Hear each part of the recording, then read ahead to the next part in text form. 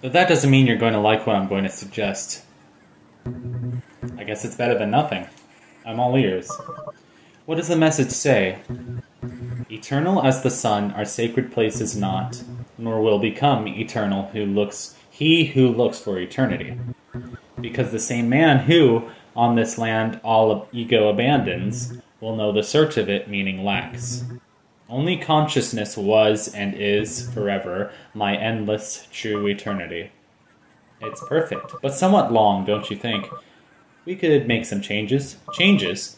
We could modify the message. What for, and how the heck do you expect us to rewrite them? I don't speak ancient hieroglyph puzzle. I didn't say anything about rewriting them. Wait here.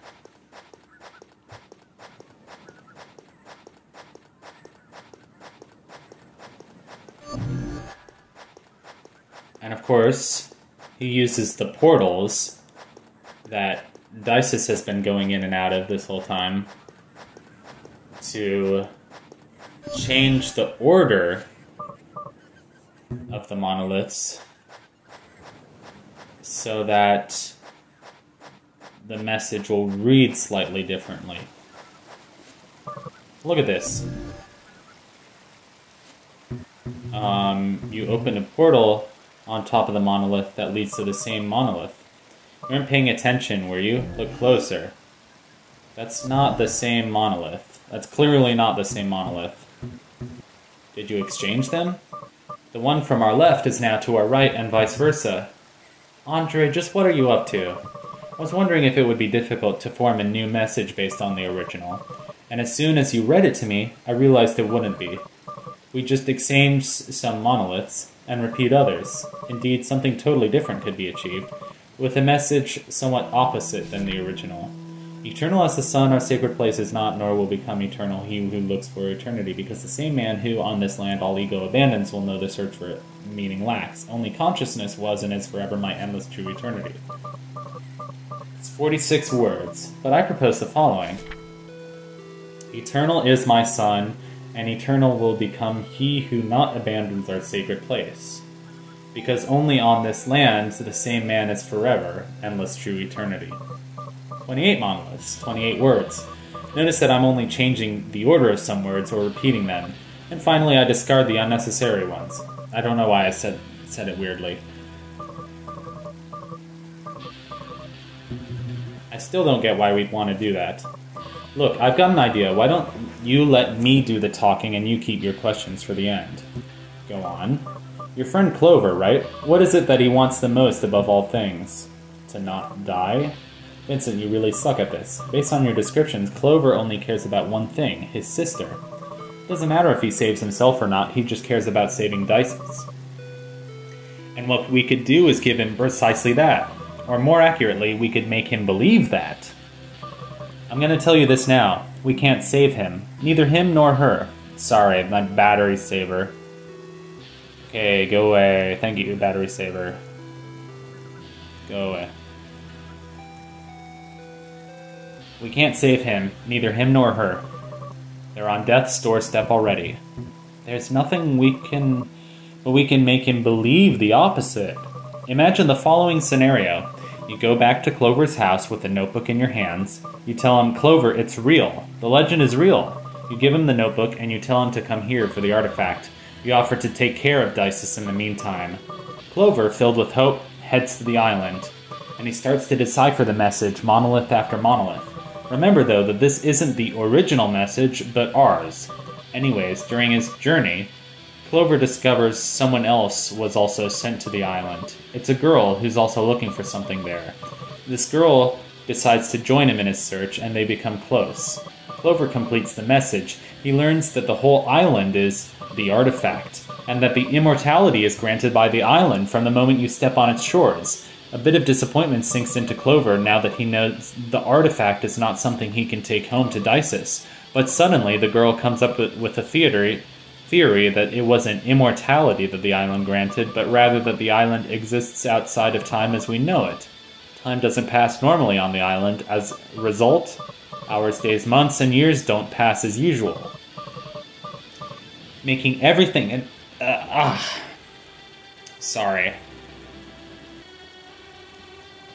Sorry, I haven't done this in a while and my throat just dries out instantly as I read all this frickin' dialogue, so...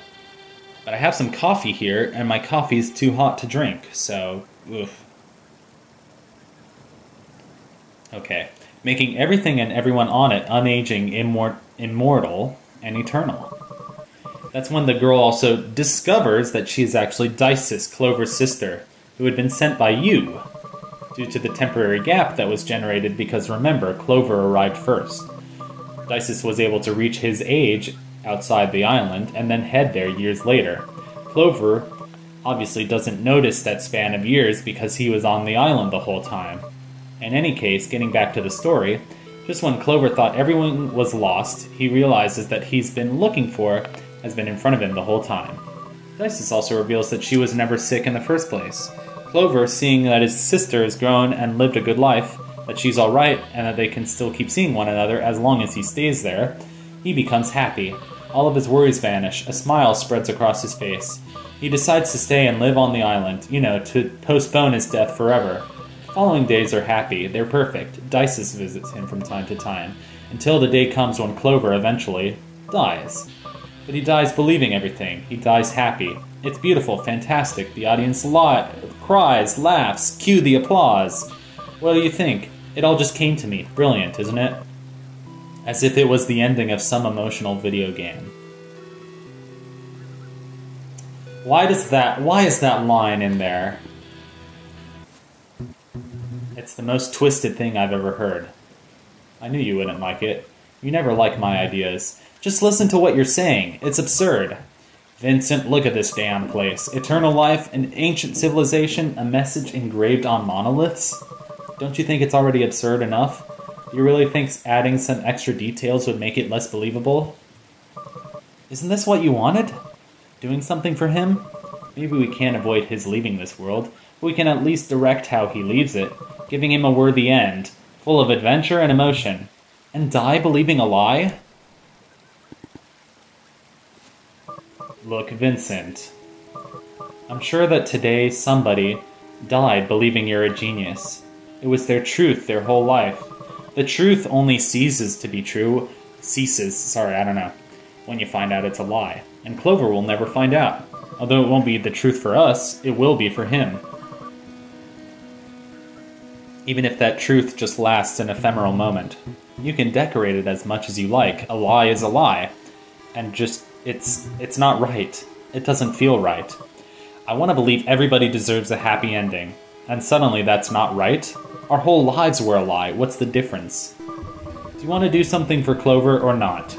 Didn't you say you'd do anything for him? Let me recall. What was the other option? Oh yeah, leave him to die at home with the baby who also dies, in absolute solitude. But anyway, I'm not going to judge you. It is your decision after all.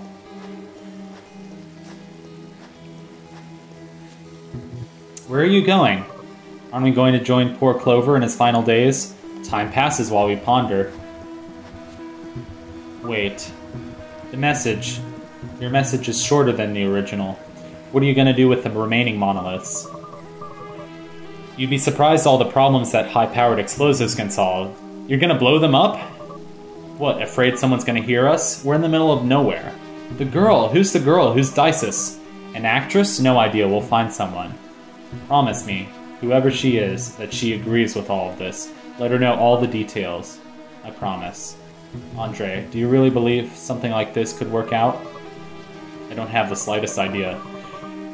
But you know how much I indulge in making an idea come true when it takes hold of me. I hope you know what you're doing. Tell me how I can help. Oh, no. Leave it to me. I'll take care of all the island business. You make sure to convince Clover to come here and take care of the baby. And when this is all over, we'll bring down Upbring. Together, like old times. You can trust me.